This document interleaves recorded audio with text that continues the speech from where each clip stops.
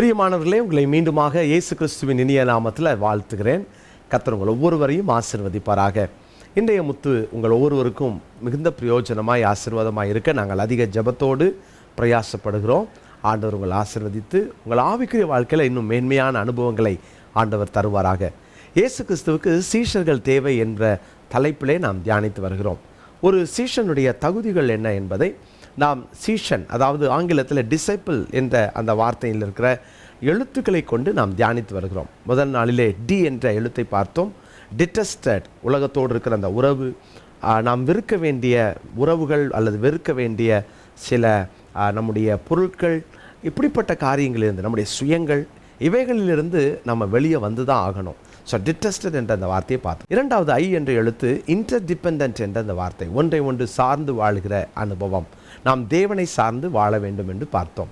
மூன்றாவது எஸ் என்ற அந்த எழுத்து, அது சின்சியர் என்ற வார்த்தையை குறிக்கிறது. துப்புரவான ஒரு அனுபவங்கள் நமக்கு தேவை அப்படின்றத நம்ம தியானித்தோம்.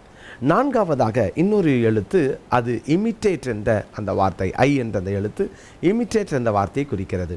பிரியமானவர்களே, இயேசுவை பிரதிபலிக்கிற மிக முக்கியமான அந்த அனுபவம் உங்களுக்கும் எனக்கும் தேவை என்பதை நாம் தியானித்தோம். அடுத்ததாக பி என்ற எழுத்து பார்ட்டேக்கர்ஸ், அதாவது ஒவ்வொருவர் வாழ்க்கையிலும் இயேசுவோடு பங்காளிகளாக மாற வேண்டும். எதிலெல்லாம் நம்ம பங்கு பெறுகளாக இருக்கணுன்றதை நம்ம தியானித்தோம்.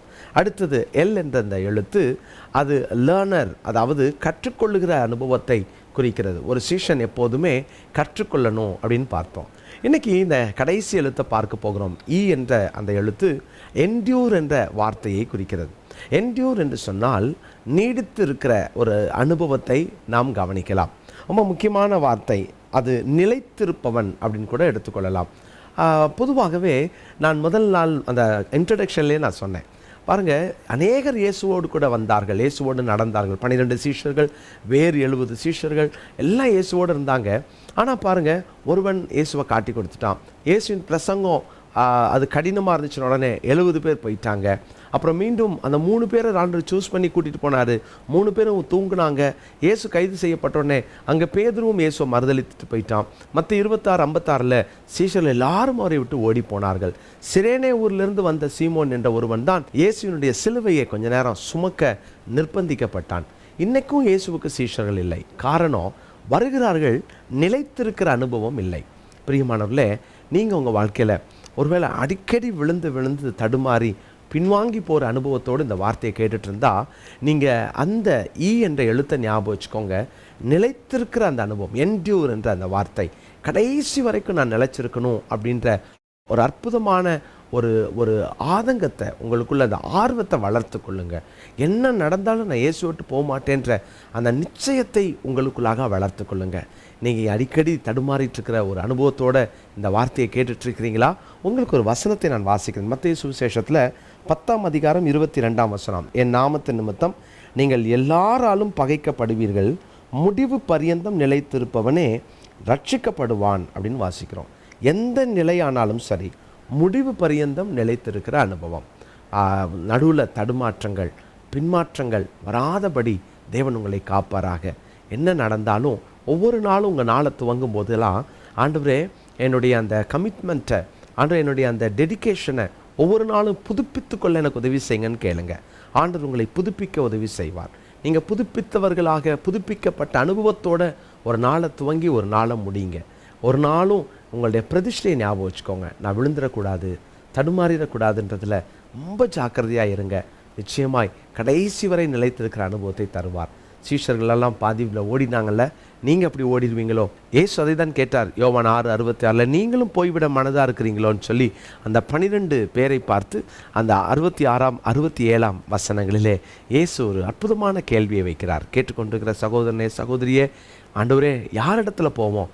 நித்திய ஜீவவசங்கள் உம்மிடத்தில் உண்டே, கடைசி வரை மரணமே ஆனாலும் உமக்காக வாழுவேன்னு சொல்லி ஒரு அற்புதமான அந்த முடிவை உங்களால் எடுக்க முடியுமா? அந்த பிரதிஷ்டையை காத்துக்கொள்ளுங்க. கர்த்தர் உதவி செய்வார். ஜெபம் பண்ணலாம். தகப்பனே, நாங்கள் கடைசி வரை நிலைத்திருக்கிறவர்களாய், முடிவு பரியந்தம் நிலைத்திருக்கிறவர்களாய் எங்களை மாற்றும். நாங்கள் தடுமாறுகிறவர்களாகவோ பின்வாங்குகிறவர்களாகவோ வாழாதபடி நாங்கள் ஜாக்கிரதையாய் வாழ எங்களுக்கு உதவி செய்யும். எங்களுக்கு கிருபை தாரும். நாங்கள் கடைசி வரை உமக்காக ஓடுகிற நல்ல அனுபவங்களை எங்களுக்கு தாரும். பின்மாற்றங்கள் யார் வாழ்க்கையிலும் வந்துடக்கூடாது. காத்துக்கொள்ளுங்க. உடைய வசனத்திலே நிலைத்திருந்து தங்கள் பிரதிஷ்டையை காத்துக்கொண்டு தீர்மானத்திலே உறுதியாக இருக்க எல்லாருக்கும் கிருபை தாரும்.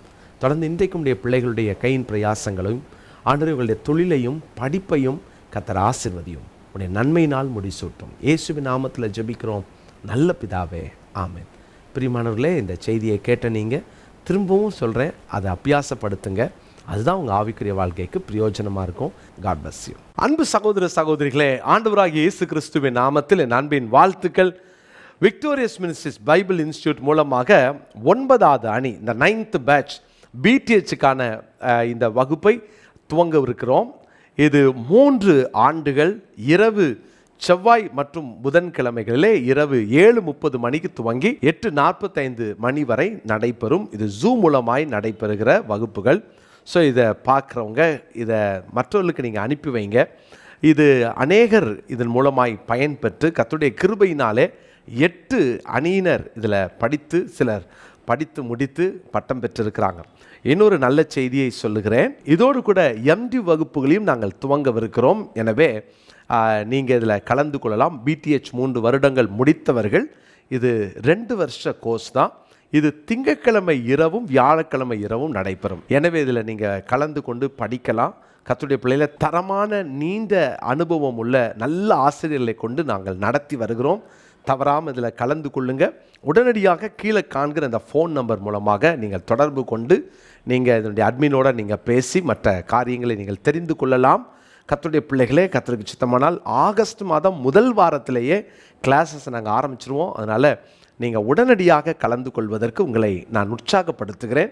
நிச்சயமாக இந்த வகுப்புகள் உங்களுக்கு பிரயோஜனமாய் கண் திறப்பாய் உங்கள் வாழ்க்கையை மாற்றக்கூடியதாய் கர்த்தருக்காய் நீங்கள் எழுந்து எரிந்து பிரகாசிப்பதற்கு பிரயோஜனமாய் இந்த வகுப்புகள் இருக்கும்.